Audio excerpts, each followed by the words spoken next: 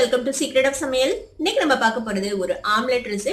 ஆம்லெட்ல என்ன வித்தியாசம் அப்படின்னு பாக்குறீங்களா? இதுல நம்ம கொஞ்சமா ஒரு மசாலாவோட ட்விஸ்ட் சேர்த்து நம்ம இந்த ஆம்லெட் செய்ய போறோம்.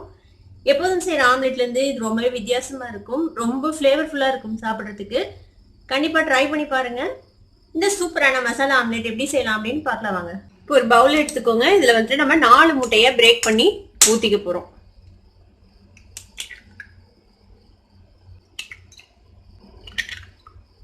இப்போ இதுல கொஞ்சமா ஒரு 1/4 டீஸ்பூன் அளவுக்கு இஞ்சி பூண்டு விழுது சேர்த்திக்கலாம். கொஞ்சமா மஞ்சள் பொடி, ஒரு 2 பிஞ்ச் அளவுக்கு மஞ்சள் பொடி, ஒரு 1/4 டீஸ்பூன் அளவுக்கு மிளகாய் பொடி சேர்த்திக்கோங்க.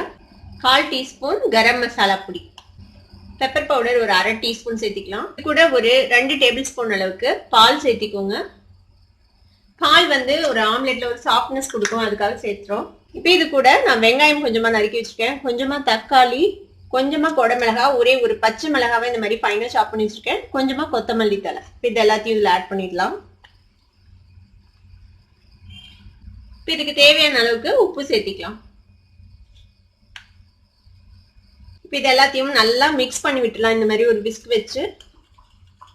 உங்களுக்கு கேரட் பிடிக்கும்னா நீங்க இதுல கேரட் கூட ஆட் பண்ணலாம்.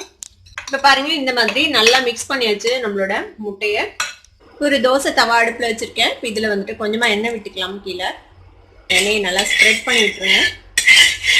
இப்போ கல் சூடாயிடுச்சு. இப்போ நம்ம கலந்து வச்சிருக்கிற இந்த ஆம்லெட்ல இருந்து ஒரு 2 கரண்டி விட்டுக்கலாம்.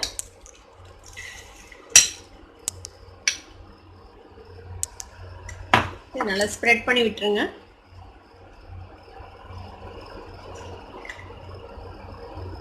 திருப்பி எண்ணெய் ஊற்றணும்னு அவசியம் இல்லை, நம்ம முதல்ல ஊற்றின எண்ணெயே போதும்.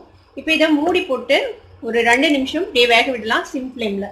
இப்போ 2 நிமிஷம் வச்சு நம்ம ஓப்பன் பண்ணி பார்க்கலாம். இப்போ கீழ் பகுதியில் வெந்திருக்கும், நம்ம டர்ன் பண்ணி போடலாம் இந்த ஆம்லெட்டை.